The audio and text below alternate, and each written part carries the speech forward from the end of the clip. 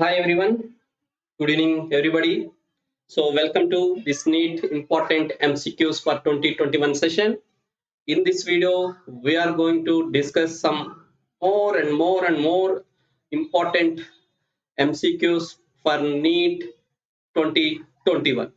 So already I have made some questions for NEET 2021 on human. That means microbes in human welfare topic, and now I'm going to discuss some more MCQs from this excretory wastes and their elimination topic. First question is the first question is here is blood vessels leading to glomerulus is called. So the question is, what is the name of the blood vessels that enter into the Bowman's capsule? That is the question. So now let us see the statements that are given for this question. So the first statement given is here renal.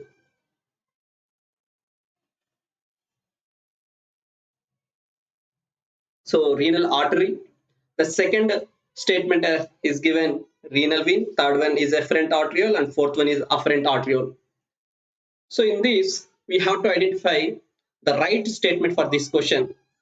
So what is the blood vessel that enters into Bowman's capsule is a question here. So if we draw the Bowman's capsule, so we see the Bowman's capsule here. So inside of this Bowman's capsule, we find the glomerulus. So glomerulus is present. So there is a blood vessel that enters into this Bowman's capsule, and at the same time there is a blood vessel that leaves from this glomerulus. That leaves from this glomerulus.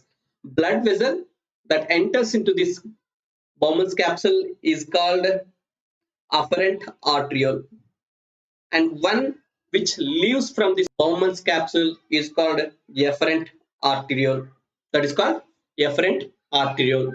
So here you can see a blood vessel is going into this Bowman's capsule, and there is a blood vessel is leaving the Bowman's capsule, and one which is entering is called afferent arteriole, and the one which is leaving here is called efferent arteriole.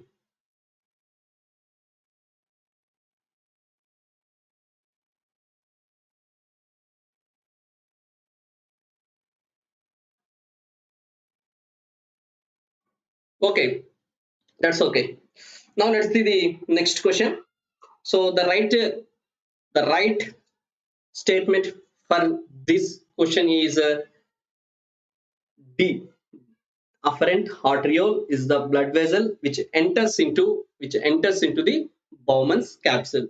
Now let us go to the next question.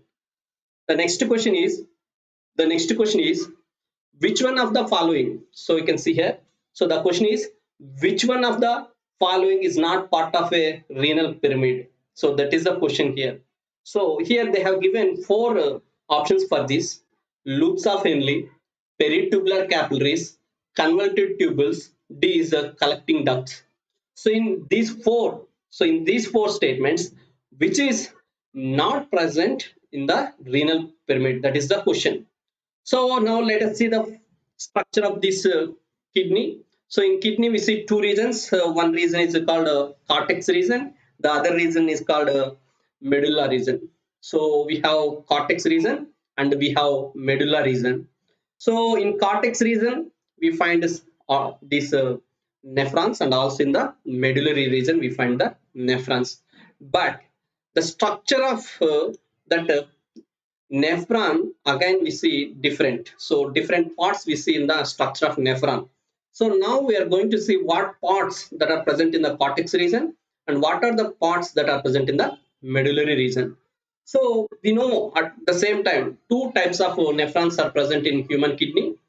One is a cortex nephron or cortical nephron, and the second type is called that juxta-medullary nephrons. So juxtamedullary nephrons we have and cortical nephrons we have. The cortical nephrons, see here the Bowman's capsule of the cortical nephron here, and this is the proximal carotid tubule of the this cortical nephron, and also we can see the Henle loop in this cortex region, and some part of the Henle loop is also present in the medullary region. Not completely the Henle loop is present in the cortex. So some part of the Henle loop is even present in the medulla region.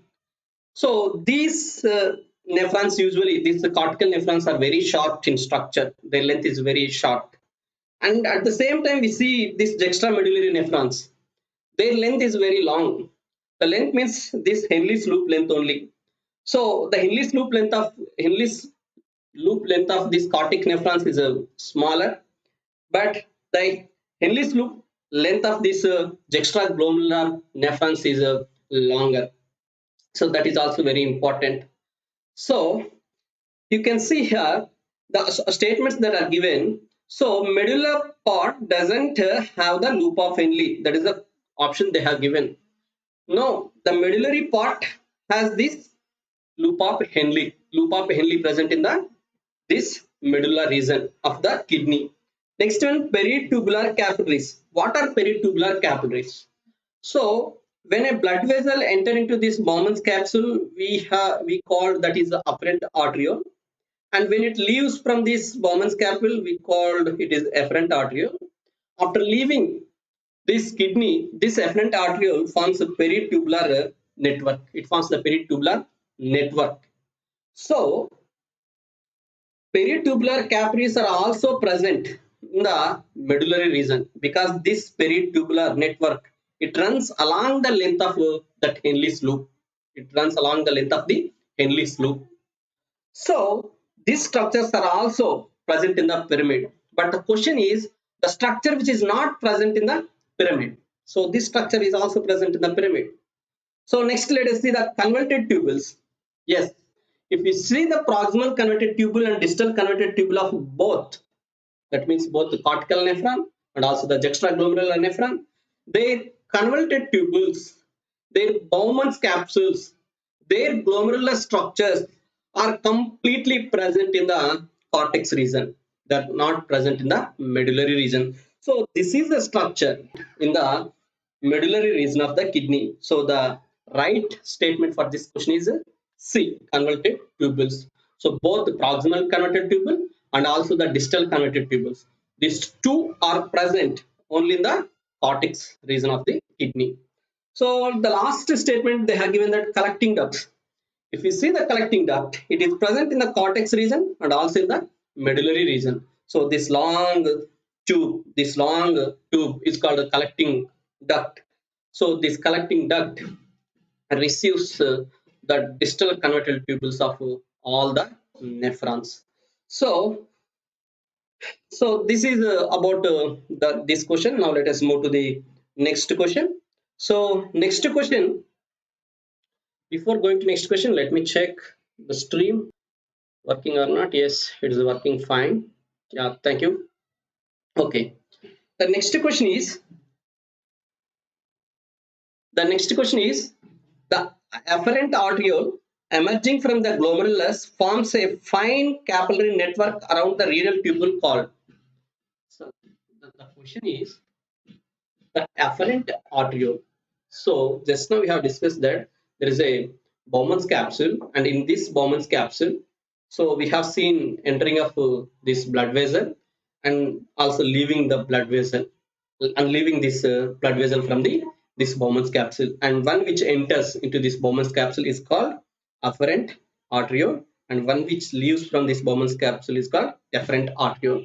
And after that, this forms a cap around the renal tubule. This forms a capillary network around the renal tubule. And what is the name of this capillary network? That is the question here. Is this capillary network called as vasa recta? That is the statement they have given. Or is this capillary network is called as loop of Henle? Or is this called as a collecting duct? Or is this capillary network is called peritubular capillaries? Yes, the D statement is correct. So the network that is formed or the capillaries that are formed from this efferent arteriole are called peritubular capillaries. Peritubular capillaries. they run along the length of the renal tubule. Here you can see this, that run around the length of this renal tubule. So the right statement for this question is D. D is the right statement. Now let's go to the next question. So the next question is Juxta-glomerular apparatus is formed by. So the question is Juxta-glomerular apparatus is formed by. That is the question. So if we see the structure of the nephron again, once again, so this is the Bowman's capsule. So this structure is called a Bowman's capsule, and inside of this Bowman's capsule we see blood capillary network, and this blood capillary network is called glomerulus. Is called glomerulus, and we know that there is a blood vessel which enters into this Bowman's capsule, and that blood vessel is called afferent arteriole, and the one which leaves from the Bowman's capsule is called efferent arteriole. And also we see some cells, you can see here in the green color, some cells around this afferent arteriole. So some cells are present around this afferent arteriole, and those cells are called juxtaglomerular cells. Those cells are called juxtaglomerular cells. And also some cells that present inside of this distal convoluted tubule, that means in the walls of this distal convoluted tubules. So some cells that are present in the walls of this distal convoluted tubule, they are called macula densa. They are called macula densa because we can see it is a dense layer. It is a very dense layer, that means it is a thick layer. And these macula densa cells, then these juxtaglomerular cells, this together forms juxtaglomerular apparatus. That means the juxtaglomerular apparatus is formed by, it is formed by afferent arteriole and the macula densa of DCT, that means distal convoluted tubule. Now let us see the statements that are given for this question. The first one is given that afferent arteriole and DCT. Yes, it is the correct statement for this one. So both the afferent arteriole and the distal convoluted tubule, these together they forms this juxtaglomerular apparatus. And we know that these juxtaglomerular cells, they secretes renin, which is a very important enzyme which converts angiotensin into angiotensin 1, and then that angiotensin 1 is later converted into angiotensin 2. So in this process we see the change of the blood value in the blood vessels. Actually this renin causes the blood vessels constriction. So whenever there is a drop in the blood pressure, whenever the volume of the blood is decreased, this renin is activated. That means is released by these juxtaglomerular cells. That means these macula densa cells and these juxtaglomerular cells, they sense the pressure of the blood that flowing through these blood vessels. And when they sense this blood pressure and they found, or when they sense the blood pressure is very low, in such condition the renin is released by these cells, and this renin makes angiotensin 1, and that angiotensin 1 then is becomes into angiotensin 2, that causes the vasoconstriction, so that blood vessels get constricted, so that the blood pressure becomes normal. So the right statement for this question is A. Now let us move to the next question. The next question is which of the following accessory excretory structures eliminates sodium chloride, lactic acid, and urea? This is the question. So the question is, what is the accessory organ or the structures that present in the human body which can eliminate sodium chloride, lactic acid, and urea?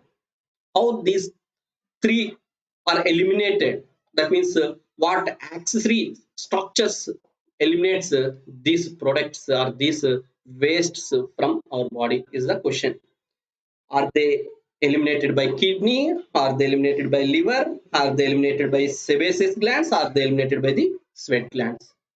And we know that the sweat glands can eliminate, they can excrete, they can eliminate these waste compounds from our body. Whenever more ions present in our body, those ions are also eliminated by these sweat glands, not only by our excretory organs, that means our primary excretory organs such as kidneys, not only by the kidneys, even these sweat glands, they can eliminate these sodium chlorides from our body in the form of sweat.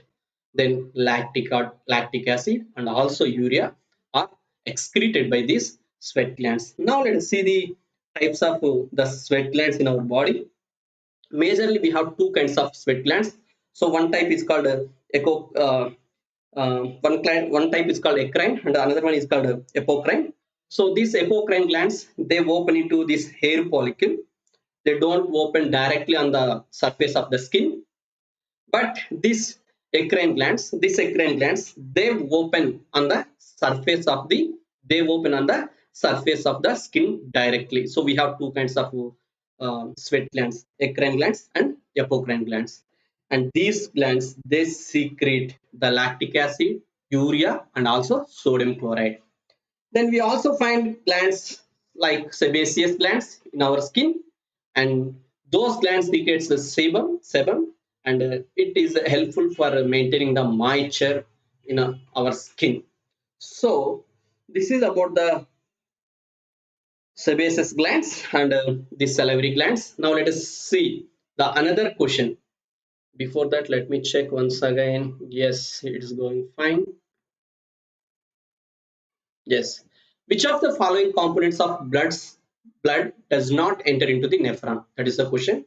So in Bowman's capsule, we see this glomerulus. Glomerulus is present, and from this glomerulus, we see the filtration of some compounds from the blood.